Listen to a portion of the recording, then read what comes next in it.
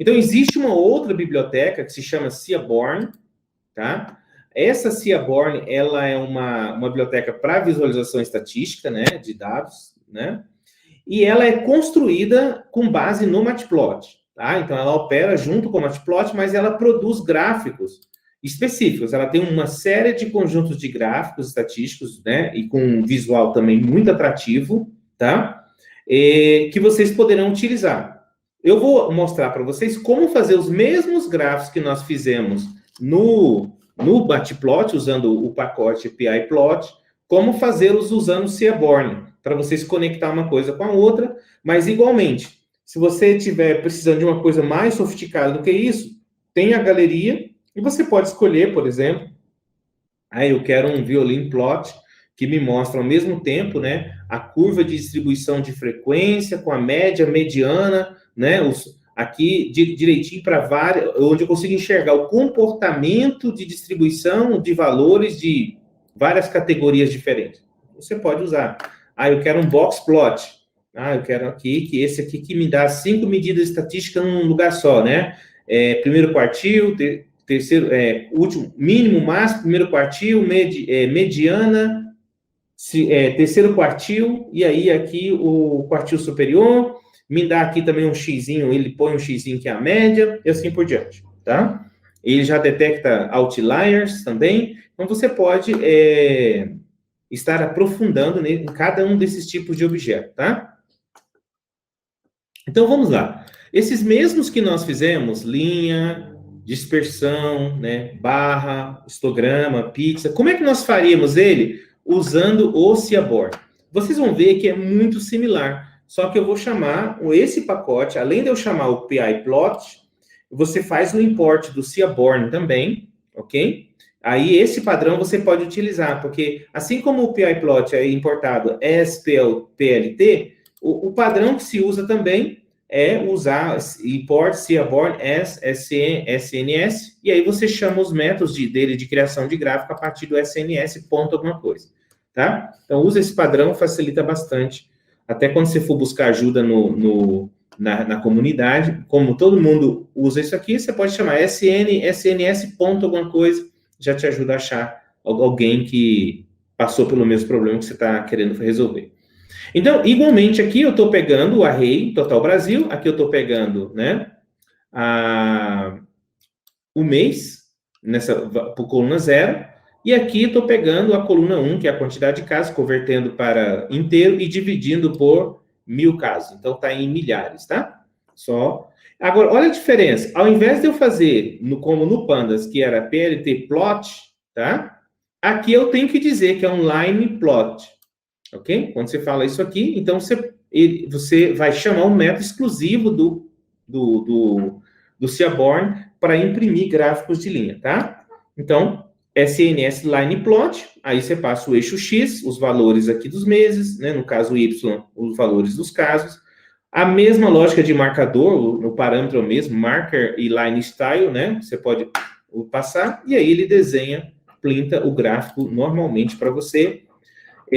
Aqui, observa que eu estou chamando o SNS para desenhar o gráfico, mas estou usando o PLT para configurar aqui todo o gráfico, porque eles são construídos um sobre o outro. Então, o que você chama aqui no PLT opera normalmente, mesmo você tendo criado o gráfico usando um SNS, tá? Porque ele constrói em cima do PyPlot. Ele usa os métodos do PyPlot, inclusive compartilha suas variáveis, tá?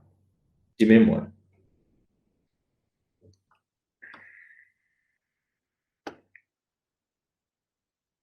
Ficou muito grande essa minha figura. Deixa eu pegar aqui, deixa eu ajustar. Esse aqui, eu setei ele para ficar bem grandão, né? Deixa eu só diminuir aqui.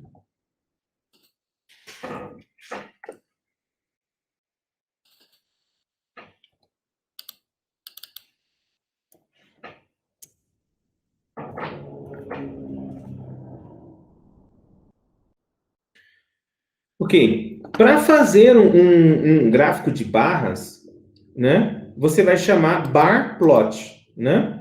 Ok? A diferença básica é essa, mesma coisa XY, você vai passar aqui uma paleta de cores para ele poder... Aí ele já vai colorir cada uma das barras, né? De uma cor para você, ok?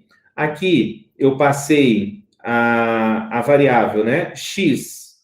Eu peguei um X aqui, passando o Y, tá? Aqui eu vou mostrar. Se eu passar o X, que é uma variável categórica, tá? E o Y, uma variável numérica, ele já vai produzir o gráfico, né? De barras verticais aqui, tá vendo? Porque ele percebeu que a variável categórica fica muito melhor aqui do que aqui. Então, por isso, ele desenhou já, para mim, dessa forma. Mas se eu indicar o contrário, se eu falar que o X, para mim, é uma categórica, que era o caso os meses, ele inverte a posição do gráfico, tá? Então, aqui, ó, eu passei X, que é a quantidade de meses, tá? Os meses. Perdão. X as regiões e Y os valores, ele fez na vertical. Se você inverter isso aqui, ele vai entender que ele vai escolher que é melhor fazer o gráfico na horizontal. O que eu fiz aqui? Faltou a vírgula, né? Aí ele faz dessa maneira, tá? Lembrando, na hora que eu imprimi o gráfico de barras lá em cima, eu não me preocupei em ordenar as colunas, né? Então, se você ver aqui, ó, nós fizemos o gráfico de barras sem ordenar, mas nunca façam isso, tá? Esse gráfico aqui, ele tá muito mal feito, por quê? Porque se eu tenho uma barra baixa, uma alta, uma baixa, uma alta, uma baixa, uma alta, a minha mente não consegue comparar elas facilmente, tá? A gente aqui ainda tem poucas, mas se tivesse várias variações dessa, minha mente já não sabe mais o que fazer com isso.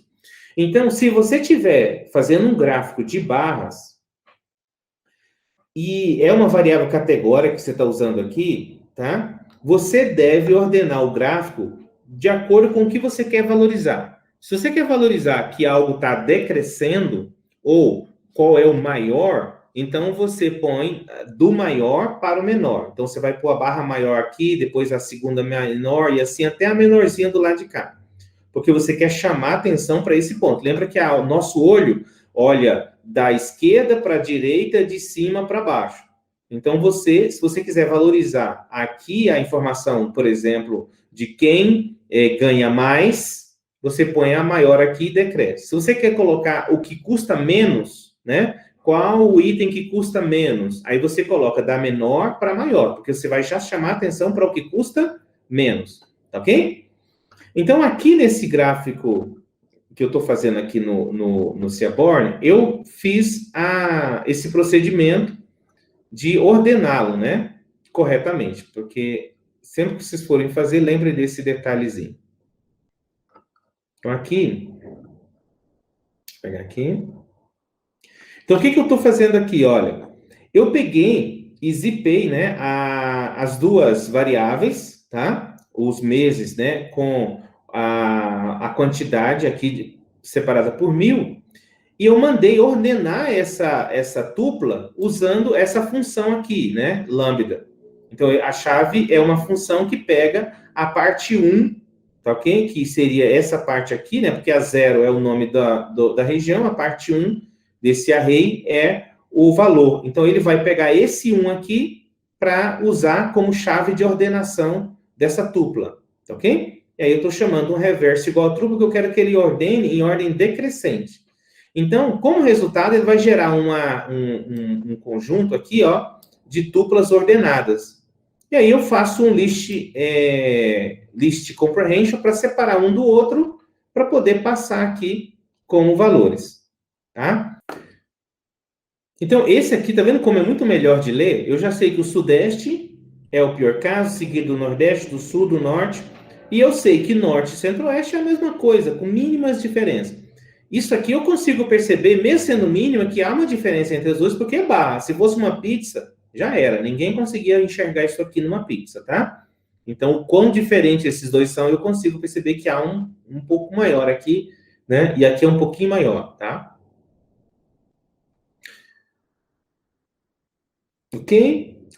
Se você quiser imprimir mais de um gráfico, isso aqui é uma coisa interessante, olha só. Quando a gente chamou lá na impressão do gráfico usando o Matplot em múltiplos gráficos, a gente já chamou assim, ó, PIplot, né? Passamos a quantas linhas e colunas que a gente quer e já passamos aqui o parâmetro, tá? De que índice é aquele gráfico, se ele é o gráfico 1, se ele é o gráfico 2 e assim por diante, né? Nós passamos dessa forma aqui, tá? Aqui é uma outra forma interessante de fazer, que você pode chamar o PIplot, passando já o tamanho da figura como você quer em termos de linhas e colunas, e como retorno, ele vai te retornar esse conjunto, ele vai retornar uma variável que tem um apontamento para o objeto figura, né, que é esse ambiente aqui da variável, tá? Um para o primeiro gráfico e um para o segundo gráfico. E a partir daí você pode já chamar os métodos direto no objeto de cada gráfico, tá? Como ele faz aqui, tá? Então agora, uma outra forma aqui, eu estou dizendo, ó, faço um gráfico de barras, mas eu digo que é o local que ele vai fazer nessa imagem aqui é no local AX1. Então, em vez de eu dizer uma posição, eu passo uma variável que aponta para aquela área do gráfico, tá? E aqui, por exemplo, eu estou passando o AX2, que é a segunda parte do gráfico, ele vai desenhar naquele ponto do gráfico, tá? Então, essa variável do Matplot, que é subplot, ela retorna sempre isso aqui, tá? Tranquilo? Então, você pode usar as variáveis de retorno dela para fazer isso.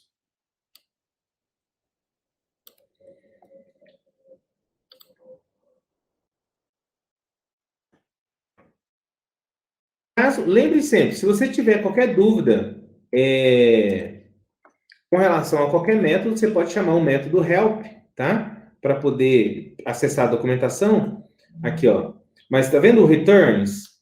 Ele retorna a figura, tá? Que é o objeto que aponta para a propriedade figura, né? Que desenha as características daquele gráfico.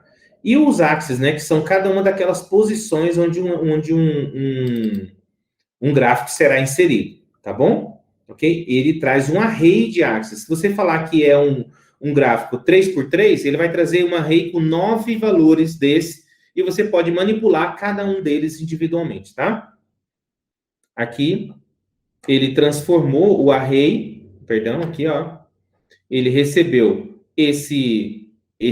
a fig como uma variável, e o array de axes, porque aqui vai ser dois gráficos, ele recebeu como uma tupla, né? O array ele transformou numa tupla, e aí ele pode acessar eles individualmente. Então, aqui nesse caso, nós imprimimos os dois gráficos, deixa eu deletar isso aqui. Os dois gráficos na mesma figura, um na forma vertical e um na forma horizontal. Aqui, para indicar a forma horizontal, também posso usar esse parâmetro aqui, tá? Ok? Eu passei aqui uma orientação horizontal também, ele pode ser utilizado. Vamos lá. Para fazer um gráfico de pizza, ele utiliza o mesmo comando, né? Então, aqui, nós estamos importando... Não, esse aqui é um matplot normal. Isso aqui acabou que é um exemplo matplot. Não é nenhum Seaborn, tá? Eu acabei colando um exemplo aqui, mas isso aqui é só uma forma diferente de fazer o gráfico de pizza, com a opção de fazer de recortar aqui e transformar ele num gráfico de donuts, usando o Edge Properties, tá? Então, se você fizer um gráfico de pizza no Matplot, no PIplot, e você quiser fazer não essa versão, mas essa versão, você pode usar esse parâmetro aqui, ó, tá? WEdgeProps, para poder recortar o núcleo dele aqui. E quanto mais você recortar, maior fica essa bolinha branca aqui, tá bom? Esse aqui é pior do que esse aqui, vocês sabiam? Porque se aqui é difícil comparar essas duas fatias, quando eu tiro uma parte aqui no início, fica muito mais difícil comparar assim. Então, evitem o máximo, tá? Aqui sim. Para fazer o gráficos de dispersão, o Matplot, ele utiliza, o Seaborn utiliza também, não o método scatter, mas scatter plot. É bar plot, né? Então, scatter plot.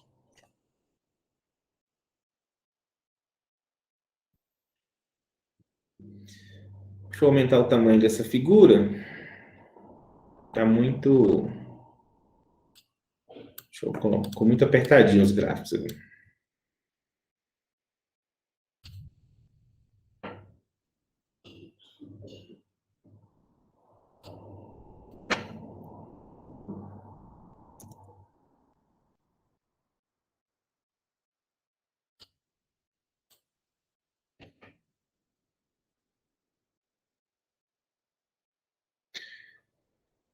Então, aqui ele vai usar o método...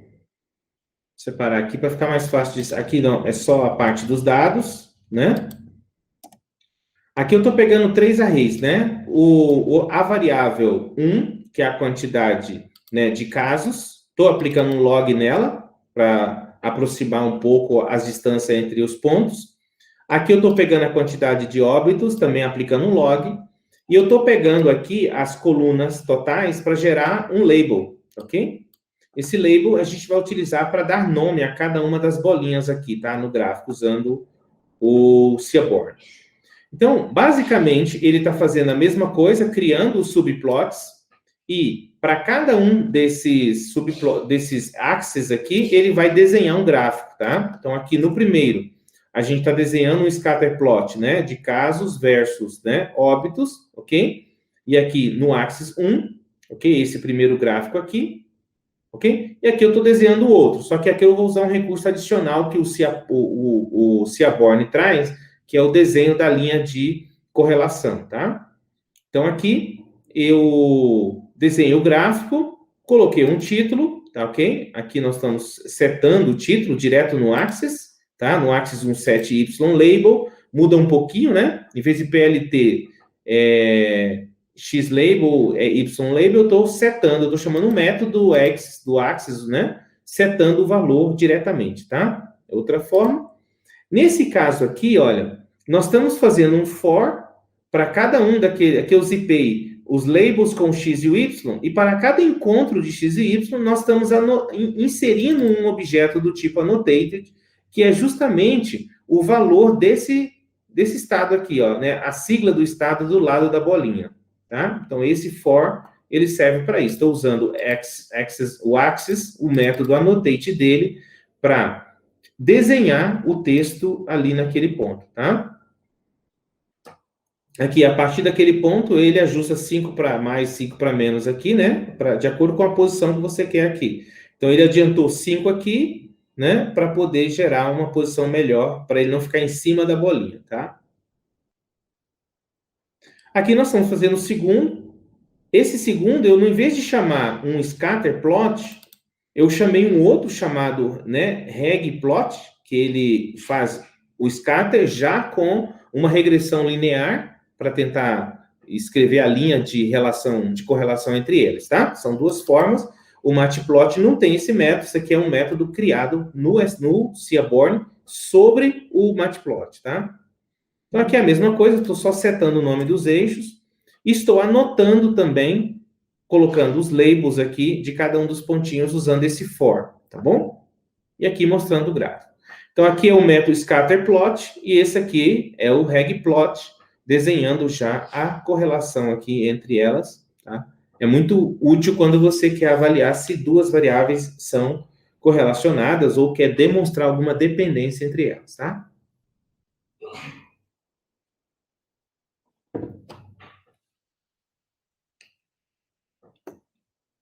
Aqui, se nós quisermos desenhar um gráfico de bolhas usando o Seaborn, nós vamos chamar também o mesmo método aqui, que é o scatterplot, tá? Ok? Só que aqui nós estamos passando um parâmetro para ele que é o sizes, né? Ok? Aqui eu estou falando que o sizes vai variar de 1 a 1000, ok? E aqui eu passei para ele um array de sizes, tá? Aqui esse array, ele tem, para cada ocorrência de x e y, né? Ele vai ter um S para indicar qual o tamanho da bolinha, e aqui eu faço o índice de variação da bolinha para ele poder mudar as proporções dela, tá? Então aqui, ó. Se eu vou reduzir aqui para vocês terem uma ideia do impacto disso no desenho do gráfico. Então, se eu colocar ó, que ele varia de 1 a 100, ele vai normalizar isso, variando de 1 a 100, mas eu posso indicar aqui que varia de 1, né, a 1.000, 10.000. Aí ele vai ajustar a proporção das bolinhas baseado nesse fator, tá? Né? Tipo, nesse range de variações. Tá? Vocês podem ajustar tanto esse parâmetro, quanto aqui passar uma métrica que vai definir o tamanho do size. Tá bom? No caso aqui, olha, eu estou pegando o log da quantidade de casos para o eixo X, o log da quantidade de óbitos para o eixo Y. Então, ao aplicar o log, esses valores perdem um pouco a referência, tá? Então, eu usei o size para poder determinar, para dar uma evidência na quantidade de casos, né? Ok? A coluna 1 é a quantidade de casos, desses totais por estado. Então, ele está sendo usado como um valor para ser definido aqui o tamanho da bolinha. Aqui eu estou fazendo o for também para poder pintar o nome, né, de cada uma das bolinhas. Ok, pessoal? Beleza. Como é que a gente aprende e domina esse negócio aqui? É igual andar de bicicleta, tá? Quanto mais usa, mais craque você fica, né? Com o tempo, você já faz de cabeça, nem precisa de uma referência externa. Você já sabe o nome das propriedades, já vai setando elas de uma forma muito padronizada. Uma coisa importante também é que uma vez que você aprendeu essa lógica aqui, ó, eu tenho que ter um eixo X, um eixo Y, se você estiver usando um data frame, se você estiver usando arrays, o que você tiver, você consegue transformar para preencher corretamente os parâmetros. Isso aqui, na verdade, é um modelo, né? E esse modelo, vocês vão trabalhar em análise de dados com a ideia de modelo para todo lado.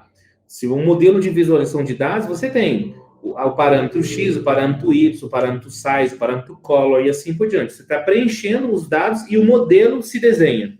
Quando você vai para aprendizagem de máquina, inteligência artificial, qualquer que seja a forma de modelagem, é a mesma lógica. Você vai ter um modelo que recebe variáveis e resulta numa resposta que, nesse caso, não é visual. É uma decisão, é uma previsão, é um cluster e assim por diante, tá? Mas vocês vão acostumando sempre com essa ideia de modelos. Isso aqui é um modelo visual. Outro gráfico que a gente fez lá foi o gráfico de histograma, né? No caso do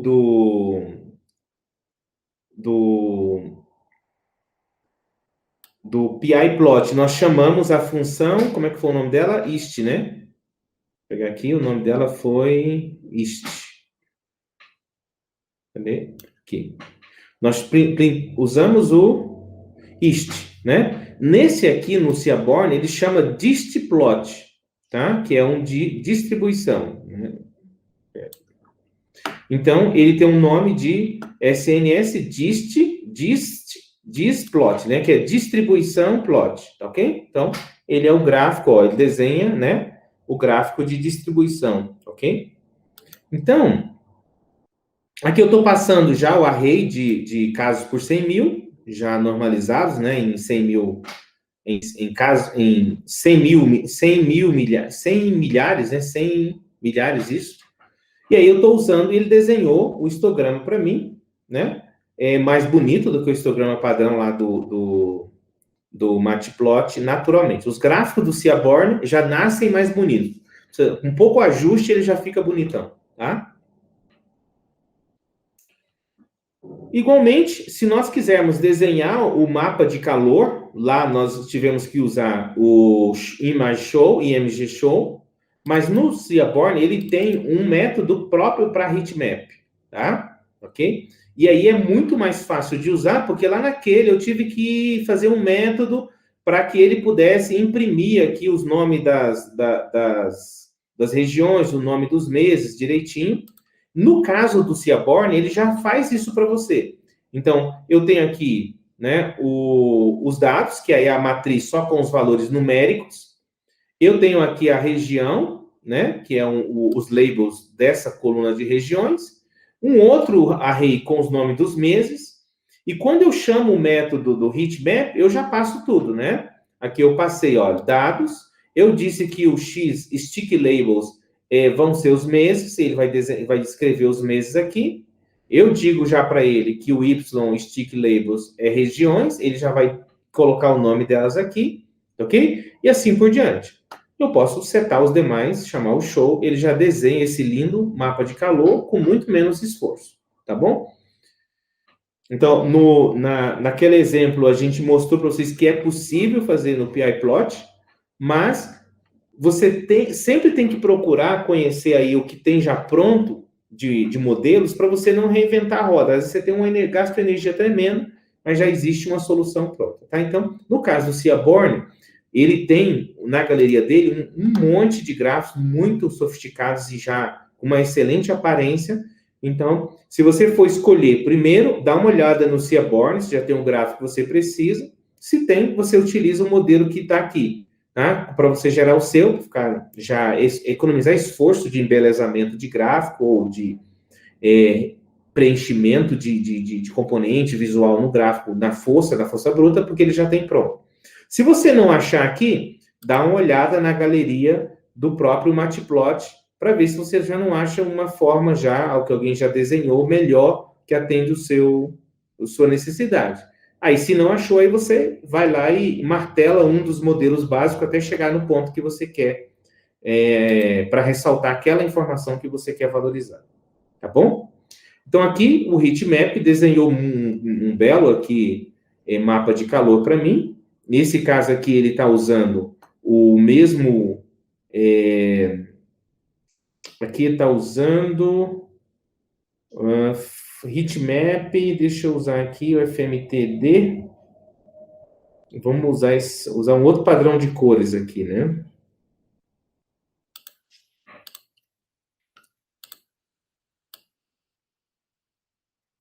Deixa eu ver o parâmetro para a gente poder usar o magenta reverso aqui, que fica muito mais legal do que esse aqui, que é.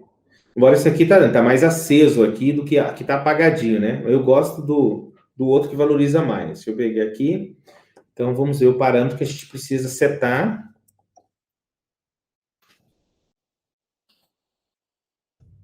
Lembre que vocês nunca conseguirão guardar, né, todos esses negócios na cabeça, a não ser que você trabalhe com isso de manhã, de tarde, de noite, tá? Aqui a gente pode passar o CMAP aqui igual.